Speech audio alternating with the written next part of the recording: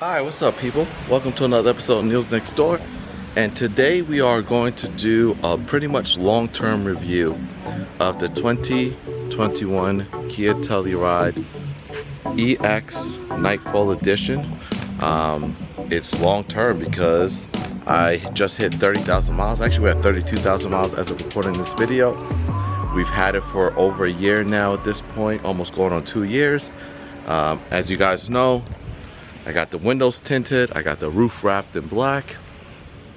I changed out the mirror because the EX model did not come with the HomeLink mirror. So I have a video on that on my channel right now. If you guys want to check that out, definitely check it out. But pretty much we're going to find out if it was worth it for the last 32,000 miles and almost 2 years of ownership. And go from there. We're a family of 4. 2 kids. My daughter's 8 or 9, yeah, around there, and my son is 5 or 6, around there, and we'll see how this all works out.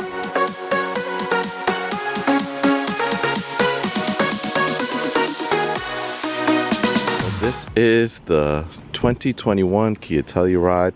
Obviously the 22 models have the new Kia logo, but this is the 2021 Kia Telluride Nightfall Edition. We bought this pretty much a month after the Nightfall Edition was released. I searched high and low for a white version with snow white pearl. You probably don't really see too many snow white pearls because I think they all moved to glacier white now. So this is snow white pearl. This is Nightfall Edition all-wheel drive, obviously, because the Nightfall Edition does come with all-wheel drive, the black rims. The difference is that I have a tow package as well, which works out really good because it has not only does it have a tow package underneath, but it also has a passive air suspension in the back. So when you load up too much things in the back, it actually levels itself out over as you start to drive over time. You don't have to press any buttons on it. It's not like a Range Rover, which makes it a little easier to maintain because it's not something you have to worry about braking. I can't control it, but I have tested out a lot because, as you guys know, I've been doing a concrete to the back by myself, doing 12 bags at a time, getting there little section, and I use this to do all that. And pretty much when I first load it up, you can see it dip down, but by the time I get down the road, I pull over, it's nice and level all over again. I love it.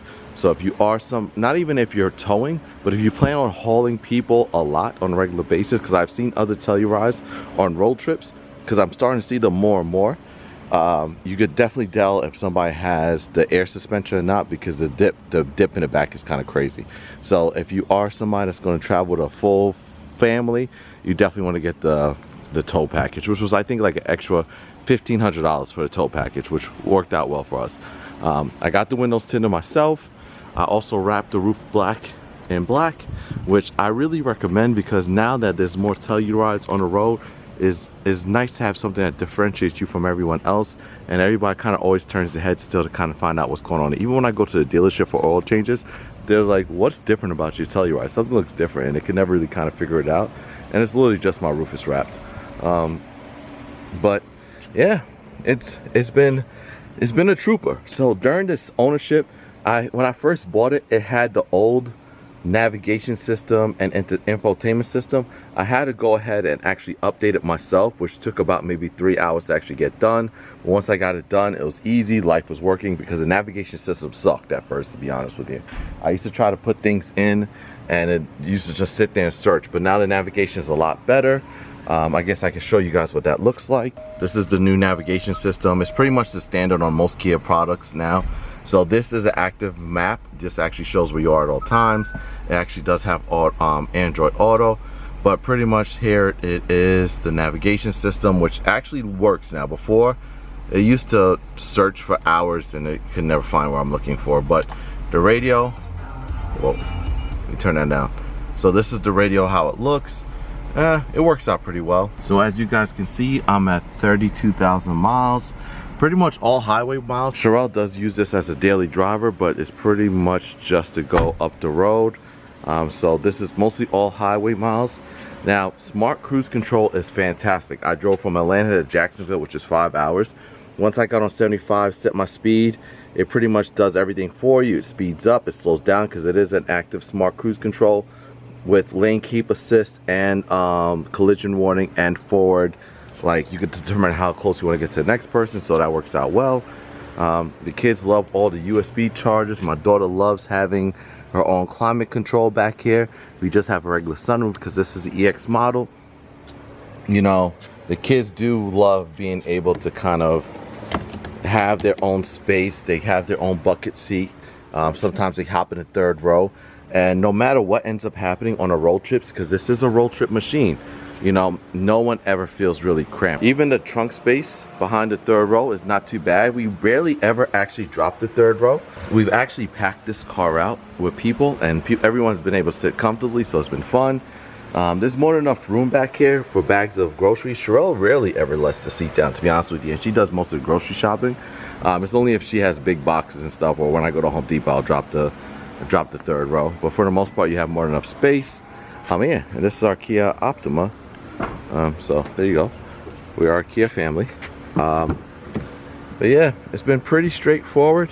I am happy that I got this model instead of the 2022 model, because I was able to get this once somebody backed out of a deal, and I was able to drive out like an hour and a half away to pick it up.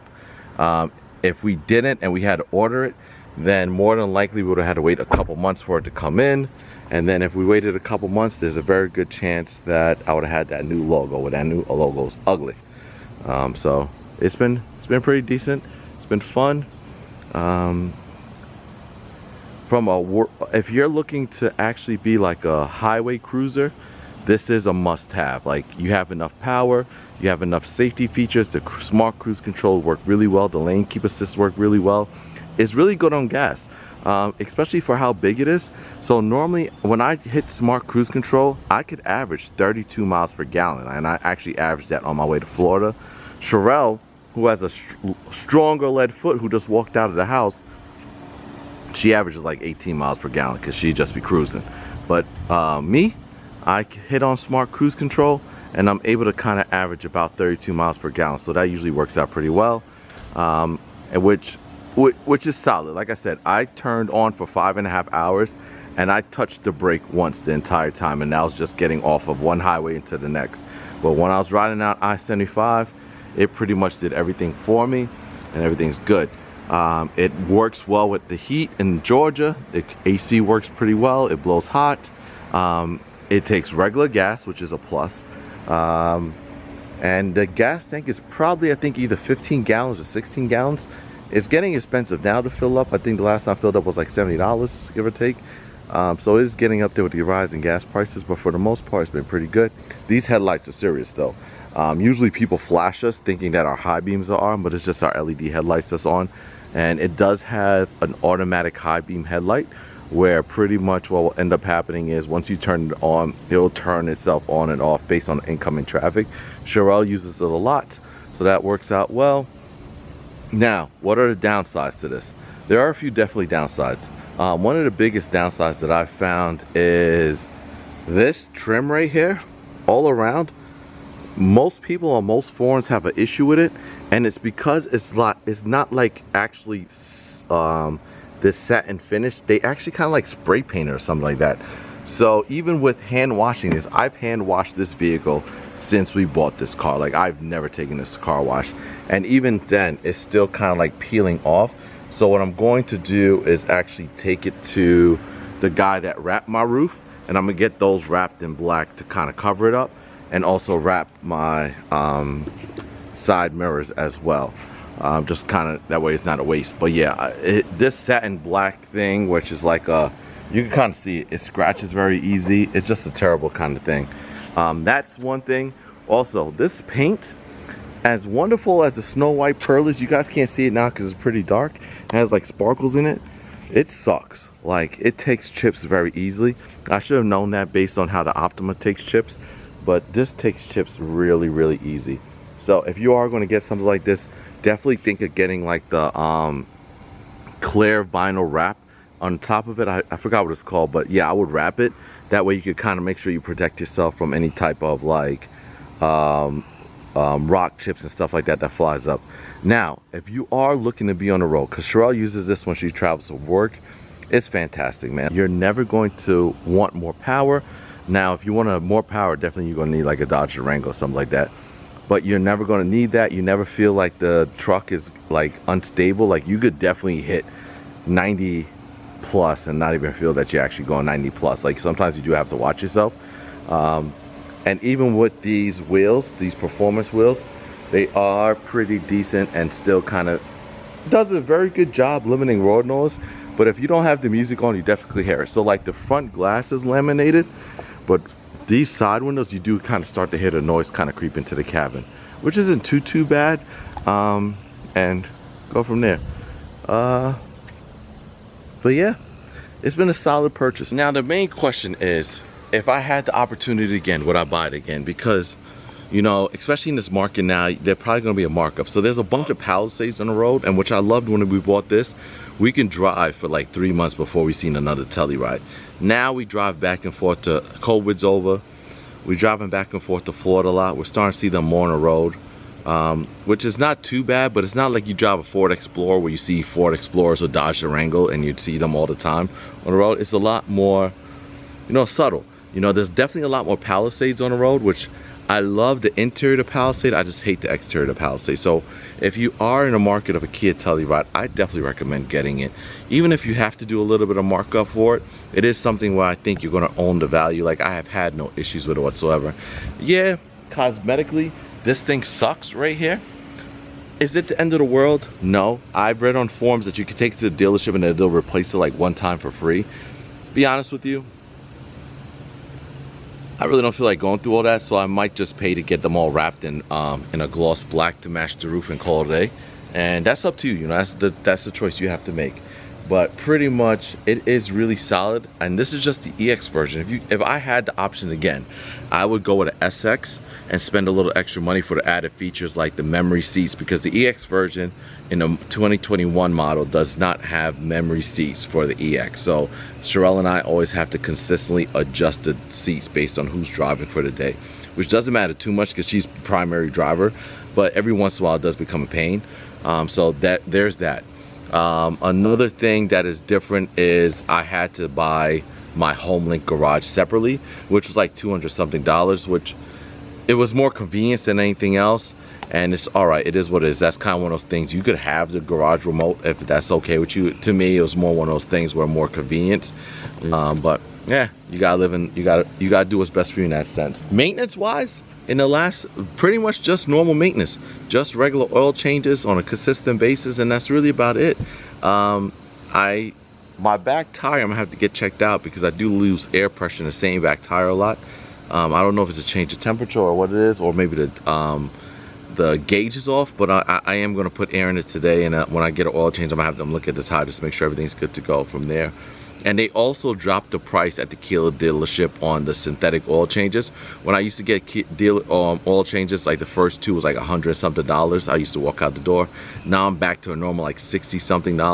There is an option that says that you have a Telluride, and I guess they figured out how they're going to do that because it does take synthetic oil, which, you know, it is what it is. You figure it out, but you could probably do it yourself because how big the engine cavity is, as well as how much room you have underneath the SUV. So if that's something you're comfortable with, then yeah, give it a shot. But I definitely would recommend it. It definitely was worth the price. We got it at a good deal. It was like a $1,200 markup still, but you know, sometimes you got to pay to play, and we were able to get it pretty much like a month after the Nightfall editions were released, and so I can't really complain too much. But all-wheel drive has been fantastic to make you feel comfortable on road, especially driving in Florida and making sure that, all right, it's raining really badly, let's kind of make sure we got the security that we need. But it is definitely a good vehicle. So if you have any questions, definitely hit me up in the comments below. I would definitely recommend it. Looking at prices online, to be honest with you, you probably would be better off ordering new as opposed to buying used. So I think that's kind of across the board with most vehicles at this point. You are going to sit down and wait a little, but hey, if you can sit down and wait, that by all means, you're a family. Even if you're just somebody by yourself with you and your dog, or just you, it's definitely a good vehicle to have. It's not the glitz and glam of like a Mercedes or anything like that, but you get a good value for your buck. and from the feature point, I can't really complain. Definitely check out the other videos where I kind of went further into other features. This was more so to kind of talk about if it was actually worth it for the past 32,000 miles.